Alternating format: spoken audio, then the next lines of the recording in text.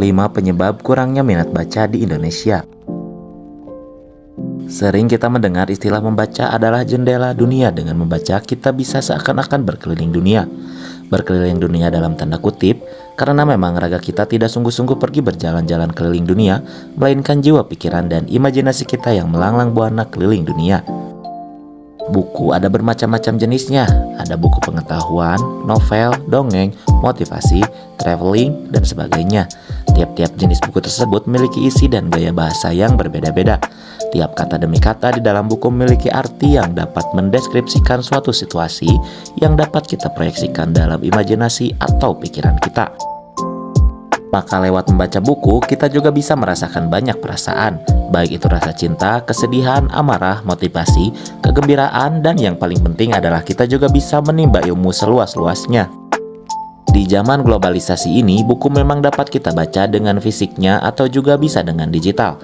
Maka kita bisa membaca buku kapanpun dan dimanapun. Namun, sayangnya menurut Duta Baca Perpustakaan Nasional Republik Indonesia, minat baca masyarakat Indonesia sangat rendah dibandingkan dengan negara-negara lainnya. Dari 61 negara, Indonesia menempati urutan ke-60 terkait dengan minat baca. Dikala ada banyak dan mudahnya akses membaca buku sekarang ini, hal ini tentu menjadi sangat memprihatinkan. Sebenarnya, apakah yang menjadi penyebab dari kurangnya minat baca di Indonesia? Berikut 5 penyebab yang mungkin bisa kita renungkan dari rendahnya minat baca di Indonesia saat ini. Yang pertama, lingkungan sekitar. Lingkungan hidup di sekitar kita merupakan faktor penting dalam kehidupan, karena secara tidak langsung lingkungan sekitarlah yang membentuk kebiasaan kita. Lingkungan keluarga misalnya, lingkungan ini adalah yang paling dekat dengan kita. Jika lingkungan di keluarga kita saja sudah tidak membudayakan kebiasaan membaca, atau bahkan membeli buku pun tidak diperbolehkan jika begitu, dari mana benih-benih minat membaca dapat tumbuh?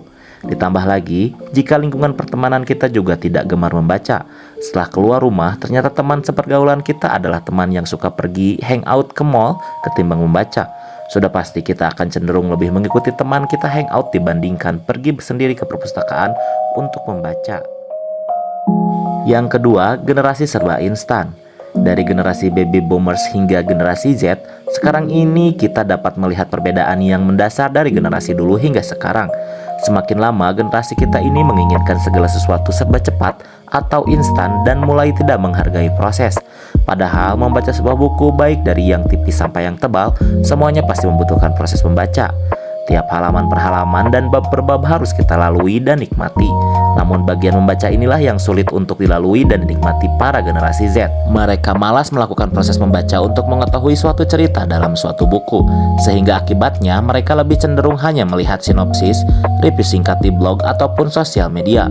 Lalu selebihnya mereka hanya menerka-nerka cerita tersebut. Singkatnya, jika mereka tidak membaca buku secara mendalam dan berproses, maka hasilnya akan mereka pahami juga pasti hanya akan asal tahu saja. Yang ketiga, gadget.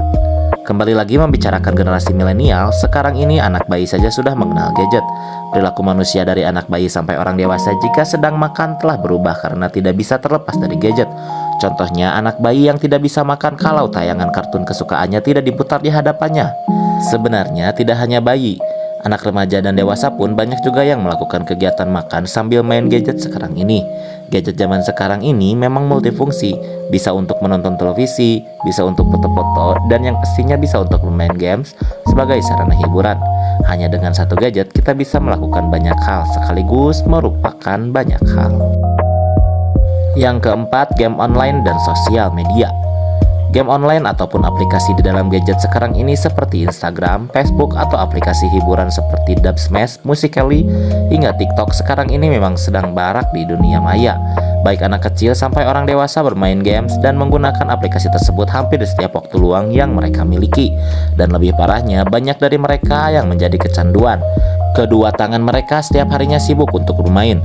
Jadi jangankan untuk menyentuh buku untuk membaca, untuk makan ataupun bersosialisasi dengan sebaya pun, terkadang mereka hampir lupa. Memang game online dan aplikasi hiburan tersebut dapat berfungsi sebagai media untuk melepaskan penat dan stres setelah beraktivitas. Tetapi terkadang kita lupa bahwa buku juga dapat menjadi media lain yang bisa membantu meredakan stres tanpa harus takut akan radiasi yang dikeluarkan dari gadget Anda. Yang kelima, diri sendiri. Selain lingkungan dan teknologi canggih yang semakin menjauhkan kebiasaan kita dari membaca, ada faktor lain yang sebenarnya paling kuat dan menentukan tindakan kita, yaitu niat dalam diri kita sendiri. Diri kita sendiri adalah faktor terpenting dalam melakukan sesuatu hal. Jika di dalam diri sendiri saja kita tidak memiliki ketertarikan dalam membaca, maka jangankan membaca buku, menyentuh atau mendengar judul buku saja mungkin rasanya sudah malas dan mengantuk. Maka dari itu, bibit-bibit minat baca sudah seharusnya ditanamkan dari sedari kecil. Seringkali di sekolah kita seperti dipaksa untuk membaca buku-buku textbook demi mendapatkan nilai yang baik. Padahal kalau kita sudah menanamkan dalam diri kita bahwa membaca adalah kegiatan yang menarik dan menyenangkan, pasti kita akan lebih mudah membaca buku-buku, baik itu buku novel ataupun buku pelajaran. Karena sesungguhnya semuanya akan kembali lagi kepada diri sendiri. Apakah kita memiliki niat untuk membaca atau tidak? Karena jika sudah tidak memiliki niat, pasti juga sudah tidak berminat. Sekarang sudah mengerti kan kenapa minat baca di Indonesia memprihatinkan? Jadi mulai sekarang mari para orang tua sejak dini mulai menanamkan benih-benih membaca untuk mengajarkan anak-anaknya untuk berkenalan dan menyukai buku.